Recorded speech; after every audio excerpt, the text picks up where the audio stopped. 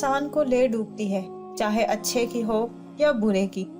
زندگی لچک مانگتی ہے، اور جو انسان بات بات پہ جھگڑتا ہے وہ ہمیشہ بے سکون رہتا ہے۔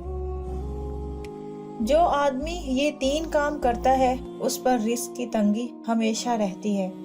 فضول خرچی کرتا ہے، زکوٰۃ ادا نہیں کرتا، پڑوسیوں کا خیال نہیں رکھتا۔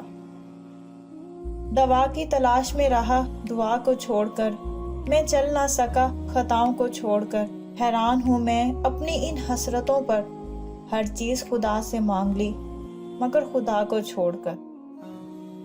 دنیا میں 4 مرتبہ وقت رک گیا تھا جب آپ صلی اللہ علیہ وسلم معراج پر تشریف لے گئے تھے، جب حضرت بلال رضی اللہ عنہ نے اذان نہیں دی تھی، جب حضرت فاطمہ رضی اللہ عنہا کے سر مبارک سے دوپٹہ سرک گیا تھا اور ان کے بال نظر آ رہے تھے، جب حضرت علی رضی اللہ عنہ کی نماز قضا ہو رہی تھی۔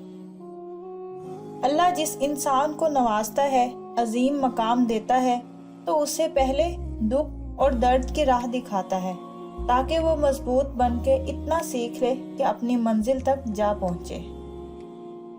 اکیلے رہنے سے یا اکیلے ہو جانے سے، کسی کو کھو دینے سے یا ٹوٹ جانے سے کبھی نہ گھبرانا، کیونکہ ایسا ہونے سے رب ملتا ہے، اور جب رب ملتا ہے تو سب مل جاتا ہے۔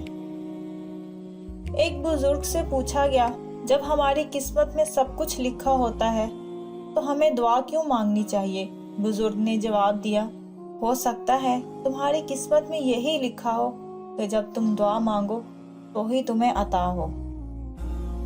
انسان کا سب سے اچھا دوست اس کا اپنا ضمیر ہوتا ہے، جو اچھے کام پر انسان کو سراہتا ہے اور برے کام پر ملامت کرتا ہے۔ اگر انسان کو برے کام پر شرمندگی نہ ہو تو سمجھ لیں کہ اس کا ضمیر مر چکا ہے۔